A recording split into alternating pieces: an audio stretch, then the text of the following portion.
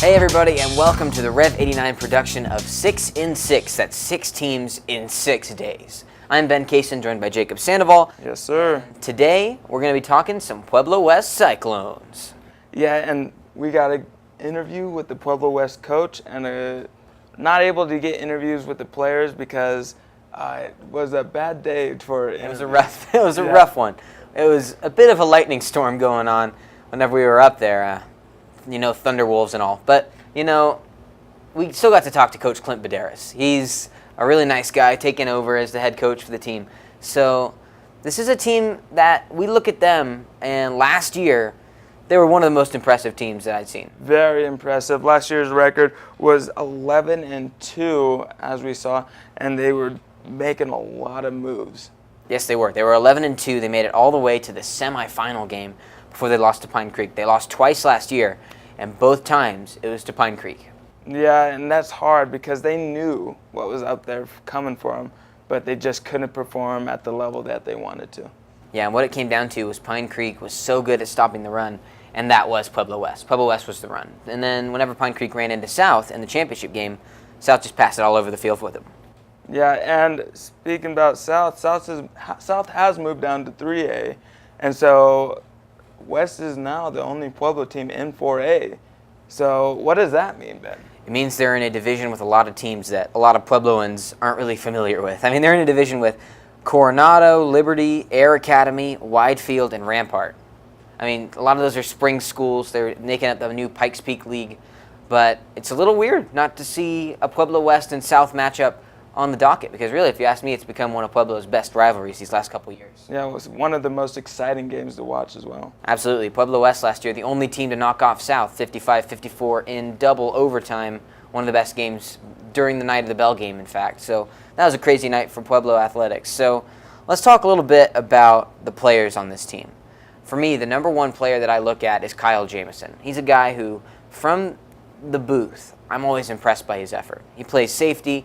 He plays wide receiver, and now on a team that's in this transitional period, losing their running backs and their quarterbacks, he's going to need to step up and become a leader on both sides of the ball, and he's done a really good job so far. Yeah, and that's what we see a lot is the leadership really comes from these players that play both sides of the ball, defense and offense, and they do it well. We don't really have his stats, but he was making a lot of tackles last year. He was all over the field. He played a really good safety, and you look at the way he played out there, if he can bring that to the offensive side, it's going to be really good. So who else are you looking at on this team? We're also looking at Dylan Dirtling, running back and defensive end, playing both sides of the ball like Jameson. And the thing I like about him is he's really tough, a really tough kid, very eager to get out there and just push the ball on both sides of the ball. Yeah, he scored Pueblo West's only touchdown in week 1. So he's an aggressive running back. And, we saw Roosevelt play against East in week 1, and they struggled to replace a guy who got injured. Well, Pueblo West had that happen preseason, as we saw their big running back who they were super excited about named Matt Rudd. He suffered a knee injury. He's out for the whole season. So that means that Dylan Dirtling is going to be called up by Coach Buderus to cover that spot and do it well. Yeah, and speaking of Coach Buderus, let's get to that interview right now. At Pueblo West High School with new Pueblo West coach Buderus. Coach, how are you doing today? I'm good. How are you? Good, man. So you just took over for Coach Pinkerton out here. What would you say is the biggest difference between you and Coach Pinkerton when it comes to running the team? I don't know. I think we're pretty like-minded. I think we want to run the football and play good defense. And, I wasn't around, so we're going to do things my way as much as possible without changing the culture and everything, because they've built a great culture here, and we just want to keep that rolling. So what drew you to this job, Coach? I think it's one of the best jobs in Colorado, not just in this area. I really do. I think it's the one place that I would have left where I was for. My family's from close to here and kind of close to home, so it was a good move for us. Cool. So Pueblo West lost both of their quarterbacks from last year, Farnworth and Wilkerson. So who's kind of taken over that quarterback job this season? We've got a couple kids that are competing right now. Alex Reed and Chandler Mason, they're both getting reps. We're going to let them go one more week and kind of make a decision. I don't know if it'll be the right decision, but we'll let one of them go and see how it rolls, see what happens. Absolutely. So your team has a pretty tough schedule this upcoming year. having moved out of a league with Pueblo teams like South and Centennial. So what do you think of your new league with the new teams up there? You know, I don't know a lot about them. I haven't seen them before. We'll get some film on them and study them up, but I know Fruit is going to be a heck of a handful, and they were the 1 seed going into the playoffs last year. And we'll get some film on them this weekend and start breaking them down. Great. Thanks a lot, Coach. Thank Really you. appreciate it. Appreciate Yep. And thanks again for Coach Buderus to talk with us. We really appreciated it. We understand the quality wasn't great. It's because it was literally a lightning storm out there. Yeah, like they took all the players off the field. They were supposed to practice, but were unable to because of the lightning storm. So, yeah, that's what happened. Absolutely. I mean, we talk about Coach Buderus. He comes in. He's going to be taking over for Coach Monty Pinkerton, who's a guy I really gained a lot of respect for him, his coaching style at least, with how well his special teams played last year. So that's one of those keys that I'm looking at for Coach Buderus. Can he kind of take charge of that special teams like Coach Pinkerton did? Yeah, and it's his first year coaching this team, and so it's going to be interesting to see how he takes the team to the next level. Absolutely. It's going to be one of those things that is going to be entertaining to watch. So let's talk about some of the key losses from this team. They lost quarterbacks Jake Wilkinson and Connor Farnworth. Farnworth started the year. Wilkinson finished it, but Farnworth was a guy who I really liked because he played fullback, he played linebacker. He kind of was the Swiss Army knife for the team. He was a leader wherever he was, and really one of those guys that I liked watching play. Also, I mean, the big loss is Pierre Taylor. 1,803 rushing yards last year with 23 rushing touchdowns. And see, that's tough for a high school team to lose that guy who is so productive and then having to replace him or find people who can produce just as much as him. That's going to be tough for the team, but they'll probably manage because they're in transition anyway, so what better time to be in transition? Absolutely. Dylan Dirtling, a guy who's going to have to step up directly and take that. And then really, it's even crazier to think about how well Taylor played last year because Devin Morgan started the first 4 games at running back until he hurt himself and he was out for the rest of the year. And Devin Morgan, another guy they lost, obviously, he scored 8 touchdowns in 4 games as a running back. This running game was so good last year. It really was, and it's going to be interesting if they're going to continue to just push that run, or they're going to maybe relax a little bit and look to see if they can improve their passing game, which both are pretty smart in my opinion. Absolutely, and talking to Coach Buderus, like he said, they're going to keep with the Pueblo West mantra, kind of try and build that power run, and it looked like that's what they did in week 1. All right, so now let's look at kind of the question to this team this year. What kind of questions do you have about what they're going to do?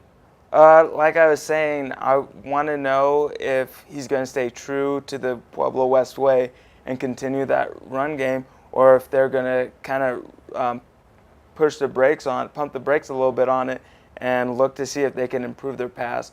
Because, as you know, all that rushing yards, that takes away from the passing yards.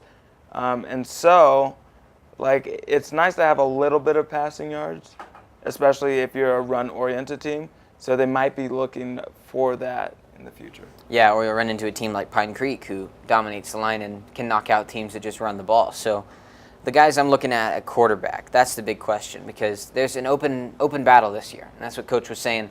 And we're not really sure who's going to kind of come ahead of the pack. I still think that the guy may be Chandler Mason, but you've also got Cisco Padilla and Cody Warren listed as quarterbacks there. They're just working them out, see who fits with the offense, who, especially on this kind of team, gets in gel with the running back, handing the ball off. Something that's really important for them to figure out. And for Pueblo West, whoever that is, hopefully they can bring that other dimension to the offense. Because the fact is, Naeem Smyer-Williams, he was pretty much their entire receiving game last year as well. So it's going to be kind of a new quarterback, a new receiving core.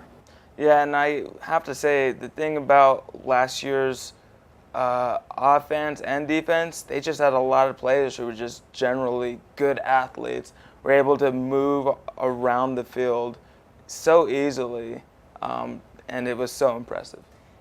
I look at this team. This is a squad that I really loved their depth last year, and this is the year they get to show it. I mean, the guys that come out late in the game, I would be impressed by. Now we'll see if they can come out and impress as the stars. Can they take that step?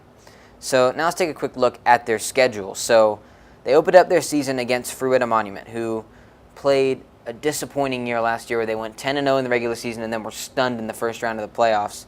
And Fruita came out and had their revenge at Cyclone Alley. The game ended up a 10-6 loss for Pueblo West. And, it's one of those that I mean, you look at the stats of that game, Pueblo West allowed 0 passing yards. So they pretty much just ran the ball. And with that big bowling ball of a running back they have up there, they were able to win the game. And for Pueblo West, I feel like it showed more good things about them, that they were able to be 4 points behind a team that almost went undefeated last year, for this kind of young group that's kind of getting back in the swing of things, rather than just they lost, they're not off to a good start. Definitely right. And let's look at the next matchup. They have County. That's the game, and it's going to be a tough one. You know, the Pigskin Classic is one that really, it kind of takes a back seat in Pueblo behind the Bell game and the Cannon game. Yeah, so this is a game that these two teams want to prove themselves on a big stage. The fact is, people still go to these games, and out at the Hornets' Nest, they're going to be in hostile territory, the Cyclones will. Can they throw the Hornets off of their plan and win that game? It's going to be one of those that we're going to watch. So what do you have as like keys to winning the Pigskin Classic? The keys to win the Pigskin Classic are definitely going to have to be shut down the crowd at County early with a touchdown. There's nothing worse for a home team to be scored on right away. And so when you take away that energy, it might help you in the long run. And another key is dominate the line of scrimmage on both sides of the ball. That's going to be what's going to be a huge key to defeat County. I'm with you on that. Pueblo West is a team with a lot of athletes really all over the field because they're a bigger school than these. They've got a really nice talent base. I think that that's something that they can do. If their offensive line can bear down and then their defensive line can be disruptive like we saw from East. I mean, this is a team that could very well ride that to the end. So let's take a quick look at what they kind of got for their conference. Also, I'd like to mention they have a rematch against Pine Creek. That's going to be week 5. And so that's one of those that we're going to be keeping an eye on because of how the last 2 went last year. You're definitely right, Ben. It's going to be exciting. So let's look at the way that their conference shook out last year. So the team that really they have to worry about the most in that conference is Rampart. They went 9-3 last year. And really, you look at the rest of these squads, Widefield, Air Academy, Coronado, Liberty.